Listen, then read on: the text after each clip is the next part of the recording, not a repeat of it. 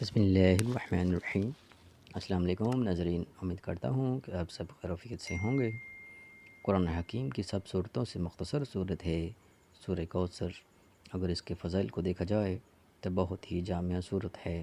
سورہ کوثر کے اندر اللہ پاک نے آپ حضور صلی اللہ علیہ وسلم کو مقام اور مقصد بتایا اور انعام کے طور پر یہ سورہ عنایت فرمائی، اور دشمن کے معاملات کے بارے میں بھی بتایا۔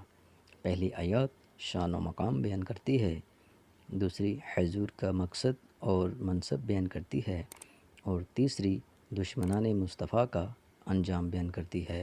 جس کو عزت چاہیے، جس کو اللہ اور رسول کی تابع اور فرما برداری کرنی ہو، جس کو اپنے دشمن کو پسپا کرنا ہو، ذلیل کرنا ہو، وہ سورہ کوثر کو اپنا خاص وظیفہ حیات بنا لے۔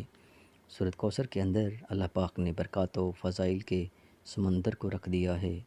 تمام مسائل، پریشانیاں، تنگ دستی، بیماری کا حل ہے اس صورت میں موجود۔ بس جب بھی آپ حضور پاک صلی اللہ علیہ وسلم پریشانی میں آئے تو اس صورت سے اللہ پاک نے آپ کو تسلی دی، شان و مقام اور مرتبے کا ذکر بیان کیا ہے۔ تو سورہ کوثر پڑھنے کے بے شمار فوائد ہیں، بے شمار اس کے مجربات ہیں۔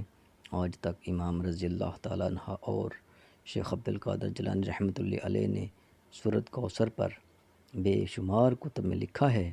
جو بندہ سورہ کوثر کو 111 مرتبہ روزانہ پڑھنے کا معمول بنا لے گا، اللہ اس کے دشمنوں کو ذلیل اور پست کر دے گا۔ اللہ اس بندے کو عروج و بلند مرتبہ عطا کرے گا۔ کوئی بھی نوکری نہیں لگ رہی ہو تو بھی اس وظیفے کو پڑھ کر حضور صلی اللہ علیہ وسلم کے وسیلہ سے دعا کرے، انشاءاللہ آپ کو نوکری بہت ہی جلد حاصل ہوگی۔ کسی کو بھی مقام اور مقصد حاصل کرنا ہو کسی بھی معاملے میں، اس کو چاہیے کہ سورہ کوثر کو اپنا معمول بنا لے۔